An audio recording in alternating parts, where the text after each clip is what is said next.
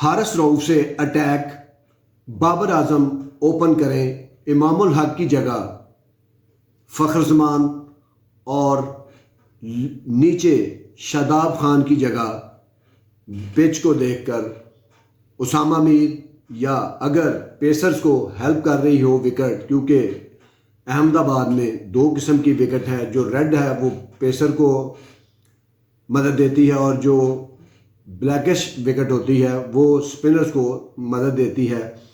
तो उसको देख के वसीम जूनियर को स्पिनर की जगह डालना, ये वो टैक्टिक्स हैं जो आपको इस वर्ल्ड कप में भारत के खिलाफ फतह दिलवा सकते हैं।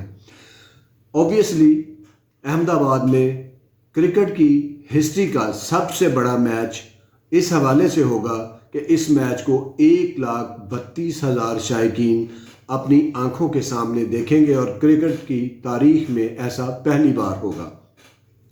डेफिनेटली इसका जो प्रेशर है वो इंडिया के ऊपर होगा और शायकीन की तवक्कुआत, दबाव, होम कंडीशन और हार का खौफ और सुपीरियर टीम होने का एक अलग प्रेशर, ये सब चीज़ें भारत के अगेंस्ट और पाकिस्तान की फेवर में होंगी।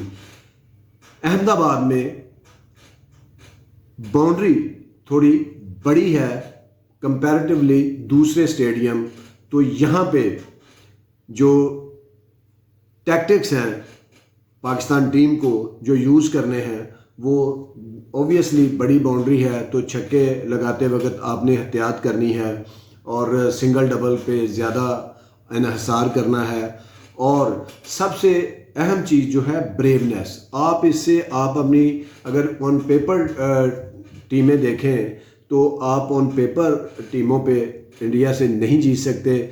वो टैक्टिक्स हैं और अनकन्वेंशनल चीज़ें हैं। आप कन्वेंशनल जाते हैं कि ठीक है जी फलां ने ओपनर आना है, फलां वन डाउन आएगा, इसी तरह बैटिंग लाइन चलती जाएगी, इसी तरह ही एक पैटर्न सेट है। शाहीन अफरीदी एक तरफ से करेंगे, दूसरी तरफ से हसन अली करेंगे। तो इस तरह के बड़े मैचों में आपको टैक्टिक्स भी करने पड़ते हैं, चालाकियाँ, होशियारी भी लगानी पड़ती हैं।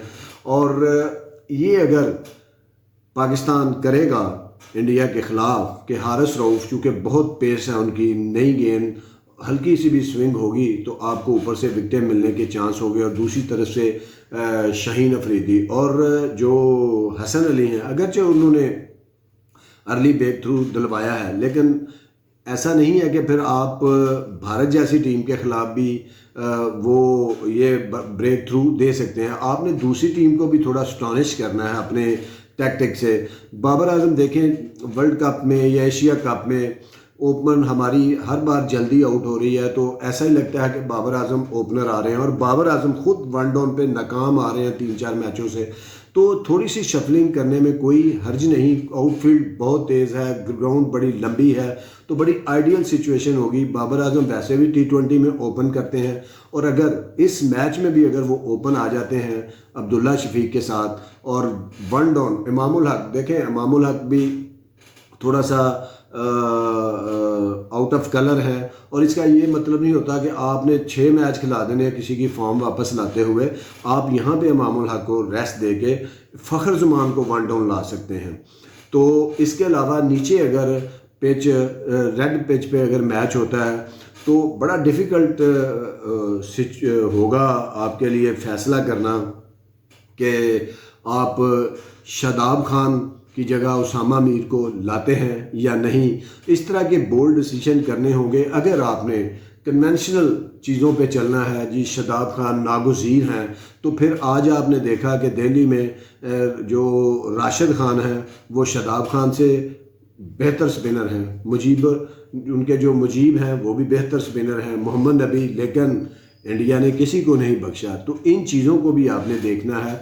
और शादाब खान की कोई ऐसी बैटिंग भी नहीं है कि जो इम्पैक्ट डाल दे, पूरा मैच तब्दील कर दे। तो ये चीज़ें अगर पाकिस्तान सोचेगा भारत के ख़िलाफ़ और उनकी जगह अगर उसामा मीर को आप टीम में डालते हैं, और अगर उसामा मीर को नहीं भी डालते, थोड़ी पेसर है, रेड वाली विकेट है, तो आप वसीम, जो मोहम्मद वसीम हैं उन जूनियर, उनको भी ला सकते हैं। क्योंकि स्लो वन, वाइडर यॉर्कर, अगर थोड़ी बहुत डबल पेस होती है विकेट तो फास्ट बॉलिंग में आपको पाकिस्तान को उसका फ़ायदा होगा। अदरवाइज़ देखें, इंडिया की टीम में भी शुभमन गिल उनके टॉप थे, लेकिन वो बीमार हो गए और 2 मैचों से नहीं खेल रहे, और पाकिस्तान के ख़िलाफ़ भी खेलना उनका 50-50 है। अगर इंडिया की टीम उनकी जगह ईशान किशन को खिला रही है, ओपन चेंज करनी पड़ रही है उनको, या पाकिस्तान के ख़िलाफ़ वो खेलते हैं तो एकदम वो ओपन आ जाएंगे, और इसी तरह नीचे वो भी बैटिंग ऑर्डर अभी उनको चेंज करने की ज़रूरत पेश नहीं आई, क्योंकि ऐसा कोई मैच आया नहीं। तो पाकिस्तान टीम भारत को शिकस्त सिर्फ इसी सूरत दे सकती है कि वो इस तरह के चीकी डिसीजन करे, थोड़ी सी कैप्टनसी में आपने जो है वो डिसीजन इस तरह के करने हैं। दूसरा ये चीज़ है कि अगर आपका कोई पार्ट टाइमर इफ्तिखार अहमद अच्छी बॉलिंग कर रहा है तो आप ये मत सोचना है इस इंतज़ार में कि यार इसके 4 कराने तो उसके 10 ओवर करने हैं। अगर उसको किसी को 8 ओवर में 60 पड़ गया तो उसके आप 10 नहीं भी पूरे करेंगे तो इफ्तिखार से आप करवा सकते हैं बॉलिंग। और इसी तरह आपने जो फील्ड में जो डिसीजन होते हैं, अगर हमेशा ऐसा होता है कि अगर इंडिया के 2-3 आउट होते हैं ऊपर से तो फिर वो थोड़ा टेस्ट क्रिकेट के मोड में आके इनिंग्स को बनाते हैं। ऐसी सिचुएशन में आपने रन्स रोकने पे भी जाना है और विकेट लेने की भी कोशिश करनी है। और ज़ाहिर है जब ऐसी सिचुएशन आती है तो इंडियन बैट्समैन जो मिडिल ऑर्डर है वो स्ट्राइक रोटेट करते हैं, और स्ट्राइक रोटेट को अगर रोकना है, अगर वो रिस्क लेके बाउंड्री मारते हैं तो ठीक है, लेकिन सिंगल डबल अगर उनका रोकेंगे तो आप उनको आउट कर सकते हैं। तो ये एक चीज़ है पाकिस्तान टीम के लिए, अहमदाबाद में भारत को शिकस्त देने का एक नादर मौका है। अगरचे टीम पेपर पे भारत की अच्छी है, लेकिन अगर आप डरी हुई सोच के साथ जाएंगे, चेंज को आप बुरा समझेंगे, अगर आप अब्दुल्ला शफीक को भी उस दिन ना खिलाते तो मुश्किलात आ सकती थी। तो चेंज जो है वो अगली टीम को भी फिक्र में डालती है और आपका भी जो है जो प्लेयर गिरा हुआ है बाहर बैठ के उसको सोचने का मौका मिल जाता है। यकीनन इफ्तिखार जो फ़खर ज़मान है आप उनको इमाम की जगह रखें, लेकिन 1 डाउन भेजें, हो सकता है उनके रिफ्लेक्ट का भी मामला आ रहे हों। तो ये एक ऐसी चीज़ें हैं जो पाकिस्तान इंडिया के ख़िलाफ़ करके जीत सकता है। और इंडिया के ख़िलाफ़ आपको जीत के लिए क्या करना है, सिर्फ उनके 2 बॉलर ऐसे हैं जो विकेट टेकर हैं और जो रन्स भी इजीली बनने नहीं देते। तो अगर आपने रन्स भी नहीं बनाने और विकेटें भी गंवानी हैं तो इससे बेहतर है कि आप विकेट बचा के उनको थोड़ा रिस्पेक्ट दे दें। और वो है जसप्रीत बुमराह, उनका गेंद हिलता भी है दोनों तरफ, और कुलदीप यादव। ये 20 ओवर अगर आप 80-85 रन भी बनाते हैं तो इंडिया की विकेटें ऐसी हैं कि उनके जो 3 दूसरे बॉलर हैं, 3 या 4, अगर वो हरदीप पांड्या से करवाते हैं, शामी को लेके आते हैं या मोहम्मद सिराज, तो उनको आप 30 ओवर में 200 रन बना सकते हैं, 200 प्लस रन। उसकी वजह यह कि आउटफील्ड बहुत तेज़ है, विकेटें उस तरह की नहीं है जिस तरह की इंडिया में सोचा जाता है। या चेन्नई की विकेट हमने देखी, बहुत बैलेंस स्पोर्टिंग विकेटें अभी तक है, और स्किल जिनके पास है, जो अच्छे ऑलराउंडर हैं, बैट्समैन हैं, वो इसका फ़ायदा उठा रहे हैं इन विकेटों का।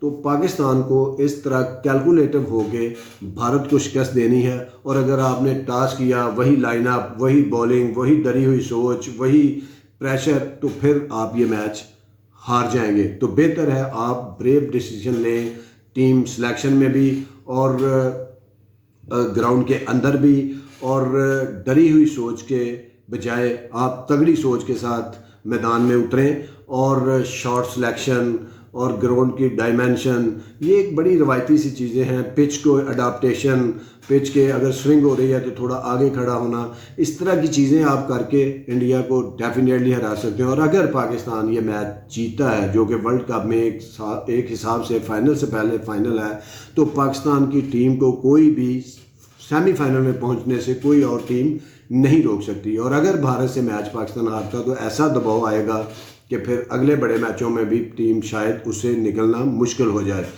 बहुत शुक्रिया, देखते रहिए 180 स्पोर्ट्स। अल्लाह हाफिज़।